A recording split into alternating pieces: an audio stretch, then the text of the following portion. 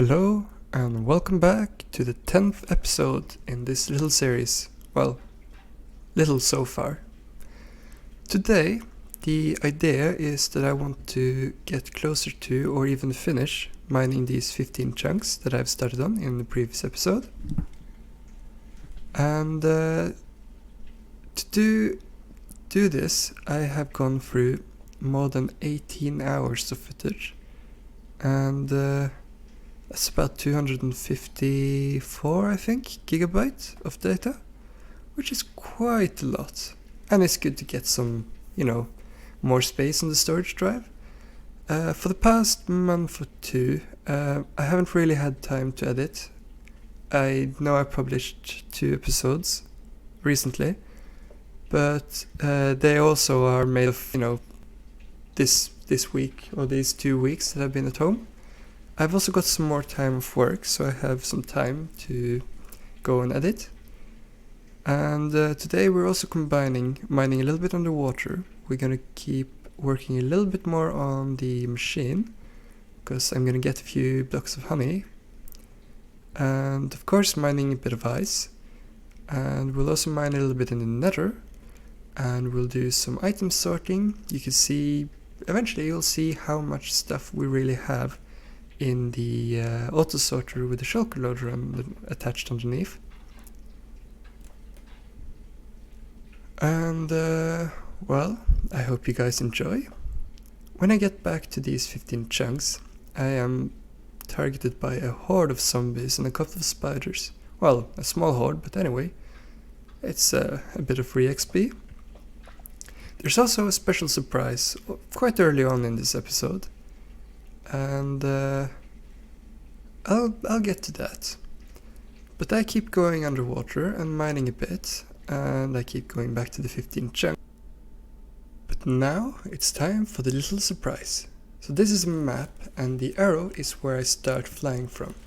And I have gone and made a copy of the world, gone over to creative, and with commands I have removed most of the blocks. Obviously I left the deep slate coal and the deep slate diamond, and I also left the water temples. I think I left the normal diamonds, but I'm not entirely sure of this. And I left the mine shafts and, nether portals and these things. I hope to keep most of or all of the geodes until I start building, so I know, which ones will fit in. Especially the budding amethysts, because they could be used as farms. But we'll see what happens in the future. I also want to mine, well, not all, but most of the diamond, the deep slate and the normal diamond ore with the silk touch. I can't promise I'll get too many of them, because I don't know what's going to happen when I run the machine yet. And I have this copy so that both you and me, we can see what the world is going to look like and have some better plans and be more prepared when the time comes. And I'll give you a tiny teaser here of what's about to come. And no, I haven't built them yet, it's just an idea, but now we get back to the nether. Obviously, getting netherrack for the netherrack furnace. I'm smelting down netherrack to nether bricks in order to conserve some space. Can store 4 times as much of it, and I might use it for a project later. I get back to these 15 chunks. And here I'm mining a little bit underneath the deep dark city, next to the one chunk that I finished, as you see on the right side. I used to have a sniffer there. And here I am with the stone storage, the smelted stone, and I'm counting it up, doing some math, and I see we have 1.119 million stone. That's an insane amount. After building a little bit more in the machine, I feel like I'm in the mood to keep building. And I start building some more outline of the wall. And this is where I fall back into the old editing style a little bit, because we get a tiny bit of a time lapse going here. It will save a bit of time on the video, and I think it looks quite good.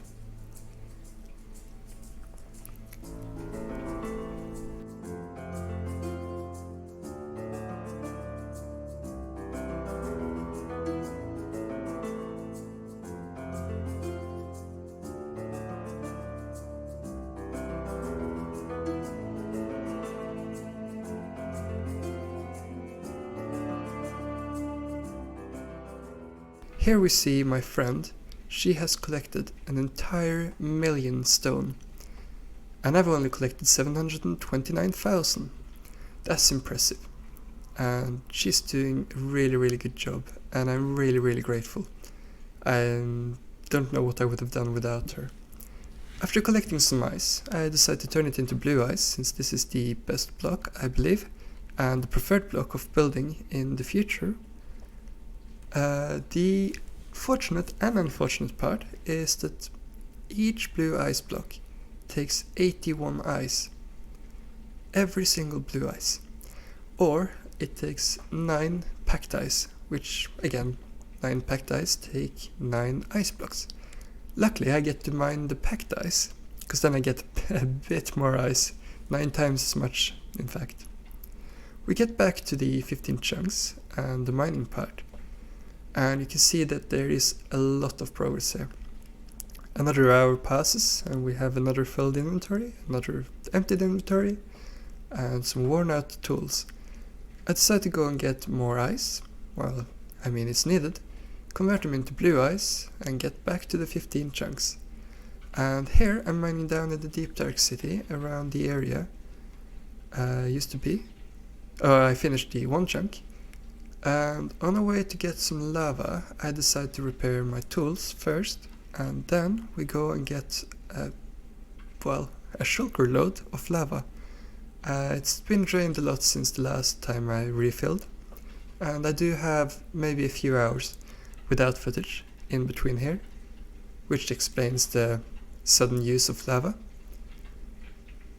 I also decided to go and sort out a little bit in the overflow chest for the auto sorter, because it doesn't have a filter for all the ores or the raw resources, and it fills up a bit. I decided to take out some of the blocks that I could place somewhere else where they would fit in better, and then I refill the shulker, because there's, well, a need for shulkers. I've finally got some more honey and I keep working on the machine, and a few blocks later we're all done. And I take a moment here just to admire this, because this looks amazing. And then I get back to mining underwater, because it needs to be done. I get to the water temple, the one where we store our stone and deep slate, and I get some more progress done so that I can get some more stone to put in the auto smelter. I take a glance back at the map, look at the ice biome, what it looked like before, and I'm sitting here and I'm wondering, what is this going to look like when I get to the next few thousand days and, you know, the ice will be flattened out and the snow will be gone. I'm looking so much forward to seeing that and seeing the progress. At the time of this, I was thinking I was going to start an episode here, and that I was going to explain something I was about to do. Well, I mean, I think it's quite obvious what I'm going to do. I'm going to keep mining ice.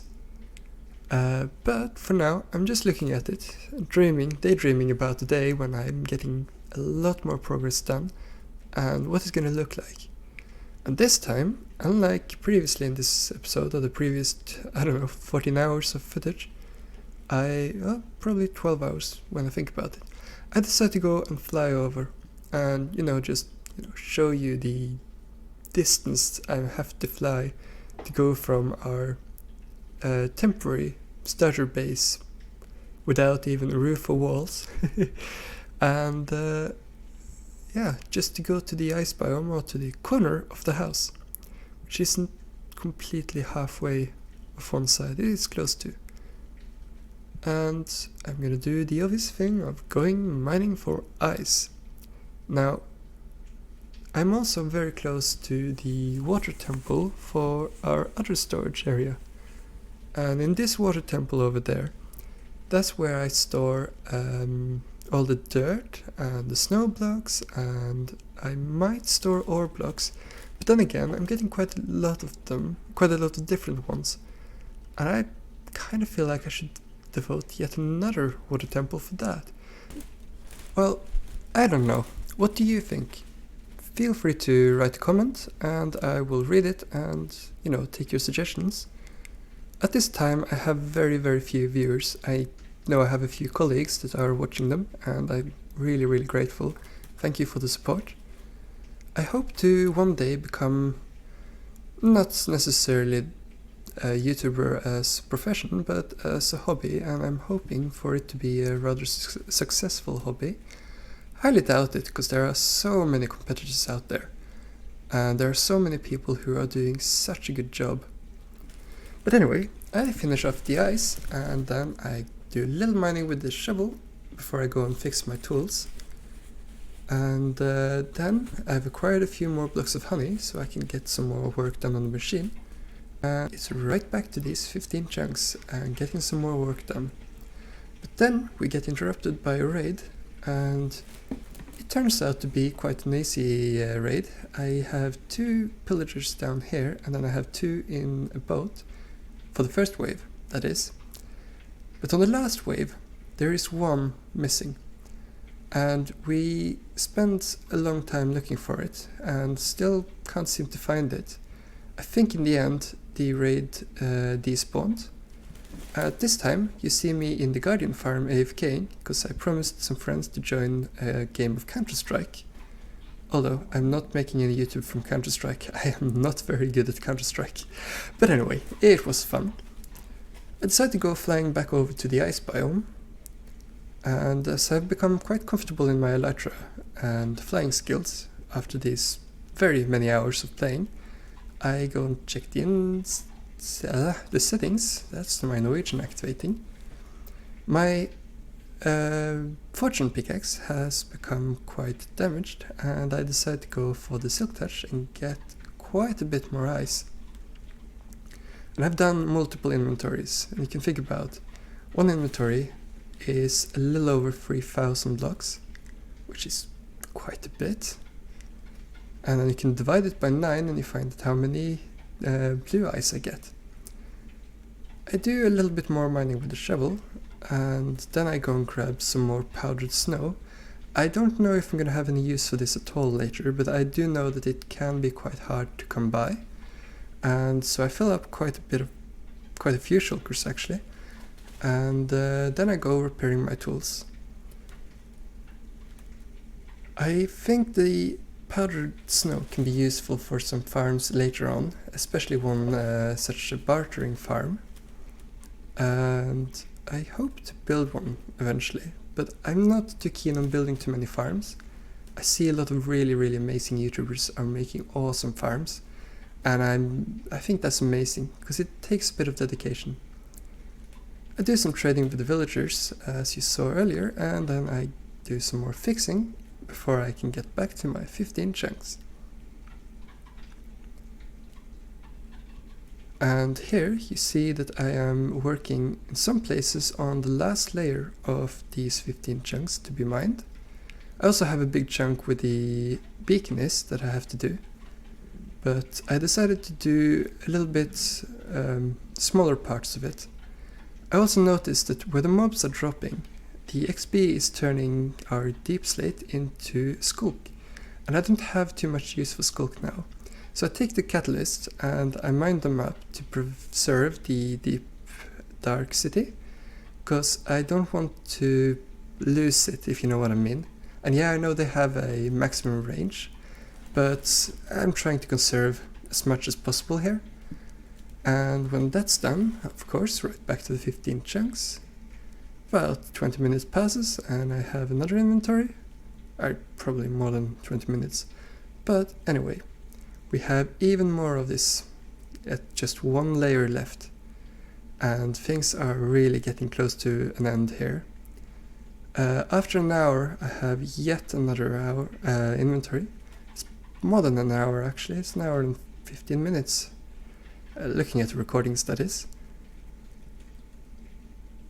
And here I go and take a look at the accumulated resources from our mining. Now, obviously not too much tough, but when you start looking at all the other resources we have, it's quite a lot. That's a lot of shulkers. That's very many thousand blocks. And I decided to move some of them out so that they don't, overflow the system. I have seen what happens when the system overflows before, due to a fault in the shulker loading part, where the shulker wouldn't be replaced.